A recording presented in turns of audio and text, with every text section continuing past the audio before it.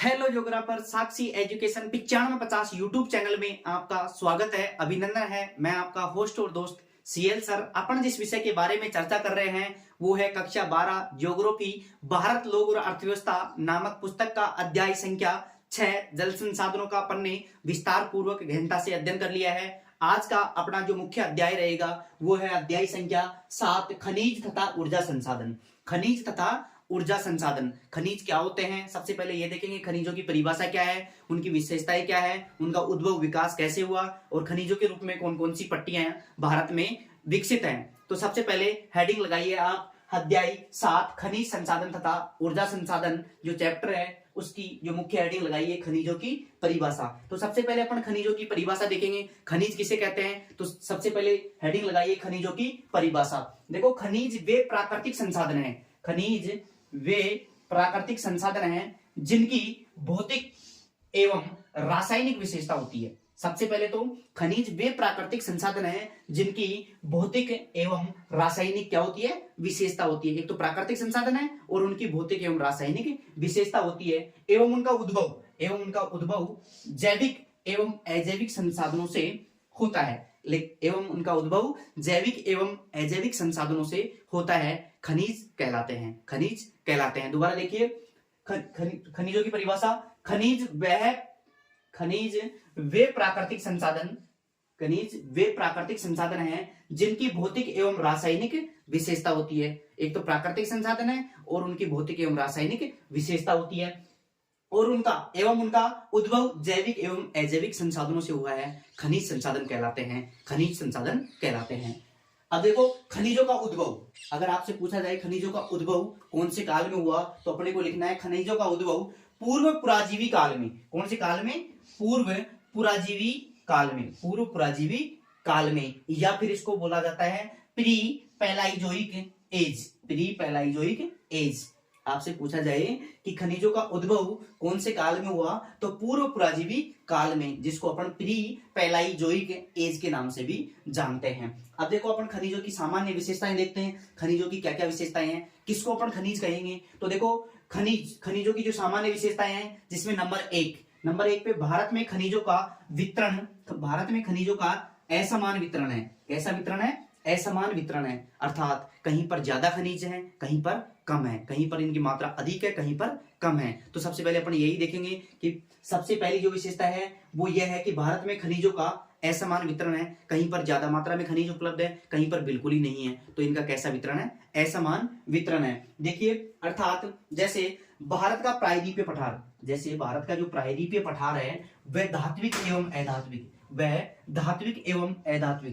एवं अधात्विक खनिज संसाधनों के लिए प्रसिद्ध है। एक और तो अपन देखो एग्जांपल में देखो, एक और तो जो प्रायद्वीपीय पठार है भारत का वो धात्विक एवं अधात्विक खनिज संसाधनों के लिए क्या है? प्रसिद्ध है। और दूसरी ओर जबकि भारत का जो दूसरी ओर उत्तरी भारत का विशाल मैदान है या उत्तरी मैदान है वो खनिज संसाधन विहीन क्षेत्र है। तो अपने को पता चल रहा है कि खनिजों का कैसा वितरण है? असमान वितरण है। एक और तो प्रायद्वीपीय पठार में बहुत सारे भंडार हैं, जबकि दूसरी ओर जो उत्तरी मैदान है भारत का, उत्तरी विशाल मैदान है जो सबसे ज्यादा उपजाऊ मैदान है, वहां पर बिल्कुल ही खनिजों का अभाव है। तो खनिजों का कैसा वितरण है? असमान वितरण है। पहली विशेषता हो गई खनिजों का कैसा वितरण है? असमान वितरण है। दूसरा खनिज संसाधनों की गुणवत्ता। देखो खनिज संसाधनों की गुणवत्ता एवं मात्रा में विपरीत संबंध पाया जाता है। देखो दूसरी इनकी विशेषता क्या है कि खनिज संसाधनों की गुणवत्ता एवं मात्रा में विपरीत संबंध पाया जाता है। जहां पर अच्छी क्वालिटी के खनिज संसाधन मिलते हैं वो बहुत ही कम मात्रा में मिलते हैं, लेकिन जहां पर निम्न क्वालिटी के खनिज संसाधन मिलते हैं वो बहुत ही बड़ी मात्रा में मिलते हैं, अर्थात उसकी गुणवत्ता एवं मात्रा में विपरीत संबंध पाया जाता है। जहां अच्छी क्वालिटी के खनिज है वो कम मात्रा में मिलते हैं और जहां पर निम्न क्वालिटी के खनिज है वो विशाल मात्रा में मिलते हैं। जैसे एग्जाम्पल अर्थात अधिक गुणवत्ता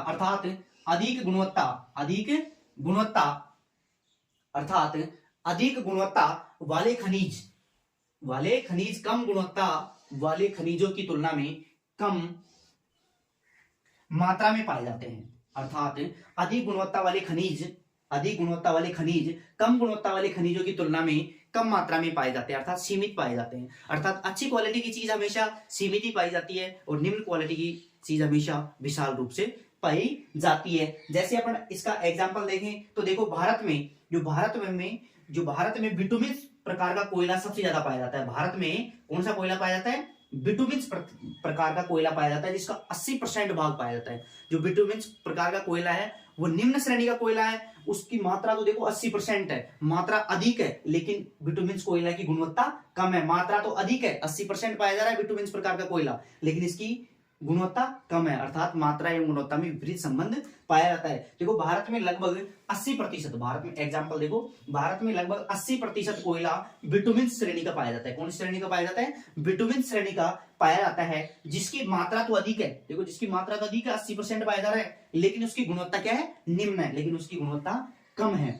इसलिए देखो खनिज संसाधनों की गुणवत्ता एवं मात्रा में विपरीत संबंध पाया जाता है। तीसरी इसकी प्रमुख विशेषता देख ली, देखिए खनिज संसाधनों की मात्रा एवं भंडार। खनिज संसाधनों की जो मात्रा एवं भंडार है वो क्या है? सीमित है, अर्थात सीमित क्षेत्र में खनिज संसाधन उपलब्ध है भारत में, तथा समय के साथ साथ कम होते जा रहे हैं। समय के साथ साथ इनकी मात्रा भी कम होती जा रही है, क्योंकि जनसंख्या लगातार बढ़ रही है, इनका उपयोग लगातार उद्योग धंधों में किया जा रहा है, उद्योग धंधों का प्रचार प्रसार हो रहा है। इस वजह से जो खनिज संसाधन अपने पास उपलब्ध है सीमित मात्रा में, उनका धीरे धीरे बहुत ही कम मात्रा में हो रहे हैं। क्यों हो रहे हैं? क्योंकि जनसंख्या बढ़ रही है, उद्योग धंधों का विकास हो रहा है, शिक्षा का विकास हो रहा है ना। इस वजह से देखो तीसरी प्रमुख विशेषता क्या है? खनिज संसाधनों की मात्रा एवं भंडार सीमित है तथा समय के साथ साथ कम होते जा रहे हैं। कम क्यों होते जा रहे हैं? क्योंकि लोग इनका ज्यादा उपयोग कर रहे हैं। तो ये प्रमुख 3 इसकी विशेषताएं हो गई। तो अपन ने क्या क्या देखा? देखो खनिजों की परिभाषा देख ली,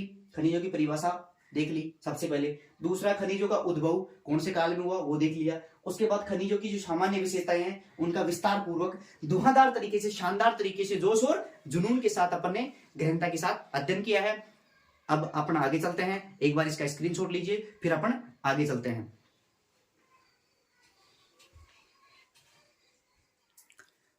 संभवतः आपने स्क्रीनशॉट ले लिया होगा, तो नेक्स्ट हेडिंग लगाइए खनिज संसाधनों के प्रकार। अब अपन देखेंगे खनिज संसाधनों के प्रकार। नेक्स्ट हेडिंग लगाइए खनिज संसाधनों के प्रकार।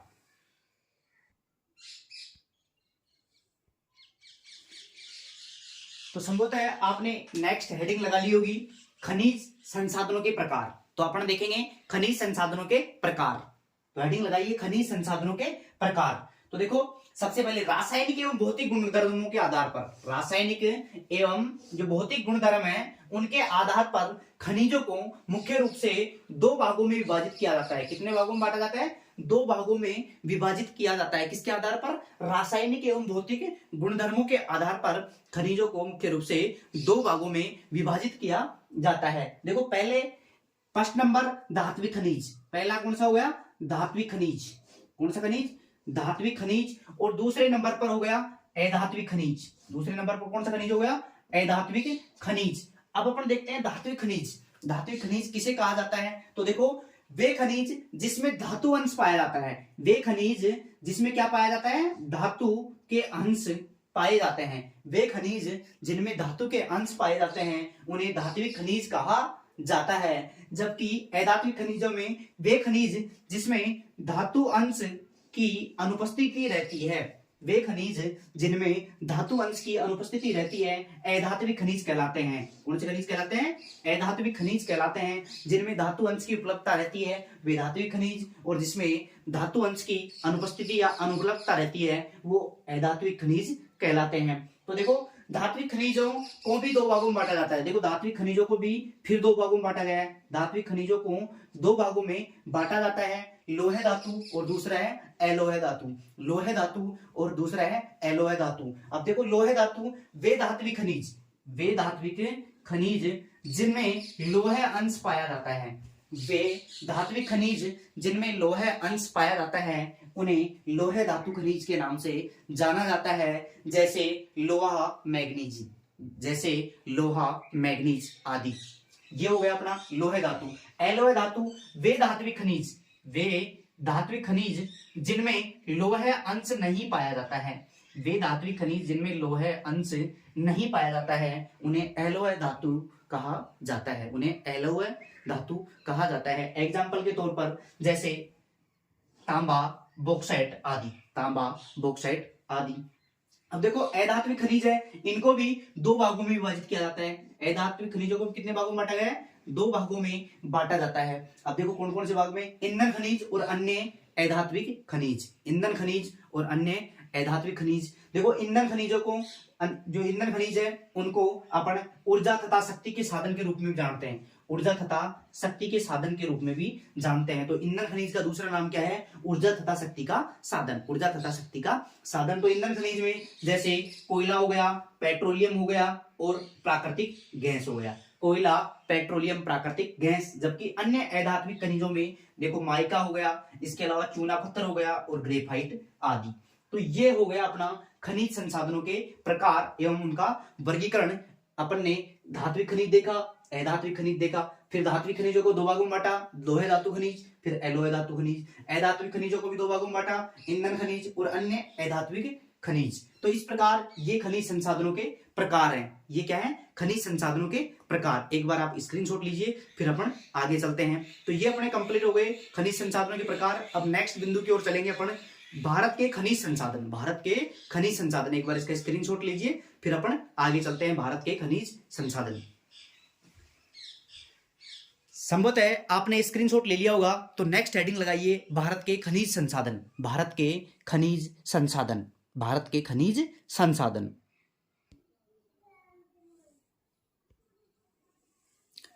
तो नेक्स्ट हेडिंग लगाइए भारत के खनिज संसाधन, भारत के खनिज संसाधन।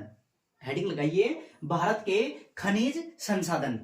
तो देखो भारत के खनिज संसाधनों में नंबर एक, देखो नंबर एक, भारत के खनिज संसाधन मुख्य रूप से प्रायद्वीपीय पठार, प्रायद्वीपीय पठार में पाए जाते हैं। सबसे पहले विशेषता क्या है, सबसे पहला भारत का जो कोटेशन क्या है कि भारत में खनिज संसाधन मुख्य रूप से कौन से पठार में पाए जाते हैं, प्रायद्वीपीय पठार में पाए जाते हैं।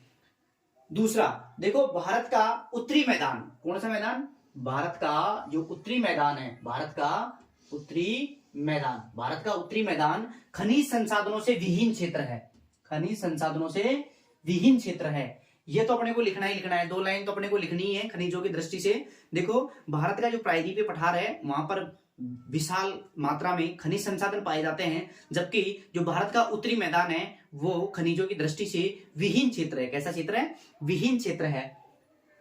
नंबर तीन, भारत का 97%, कितना परसेंट, भारत का 97% से अधिक, 97% से भी अधिक जो कोयला है वो निम्नलिखित नदी घाटियों में पाया जाता है। अब कौन कौन सी नदी घाटियों में पाया जाता है, दामोदर घाटी, पहला कौन सा है, दामोदर घाटी, दूसरा है महानदी, तीसरा है सोम नदी और चौथा है गोदावरी।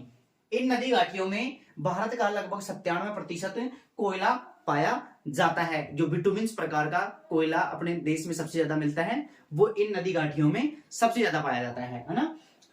भारत के पेट्रोलियम भंडार, जबकि भारत के जो पेट्रोलियम भंडार है, किसके भंडार है, पेट्रोलियम भंडार है। भारत के जो पेट्रोलियम भंडार है मुख्य रूप से औषधि जमाओं में पाया जाता है। कौन सी चट्टानों में पाया जाता है, पेट्रोलियम भंडार औषधि जमाओं के अंतर्गत निम्नलिखित क्षेत्रों में पाए जाते हैं। जिसमें देखो पेट्रोलियम भंडार की दृष्टि से जो महाराष्ट्र में कौन सा क्षेत्र है, मुंबई हाई, वेरी इंपॉर्टेंट है पेट्रोलियम की दृष्टि से। महाराष्ट्र का कौन सा क्षेत्र, मुंबई हाई, जो खोजा तो गया था 1973 में खोजा गया और 1976 में इसमें उत्पादन प्रारंभ हो गया, किसका, पेट्रोलियम का। दूसरा गुजरात में भी मुख्य क्षेत्र देखो अंकलेश्वर है, अंकलेश्वर, नवागाम है, इसके अलावा कोसांबा है, महसाना है और लूनेज है। ये पेट्रोलियम उत्पादक क्षेत्र हैं। कौन से राज्य के, गुजरात के। इसमें से मुख्य वेरी इंपॉर्टेंट कौन सा है, अंकलेश्वर।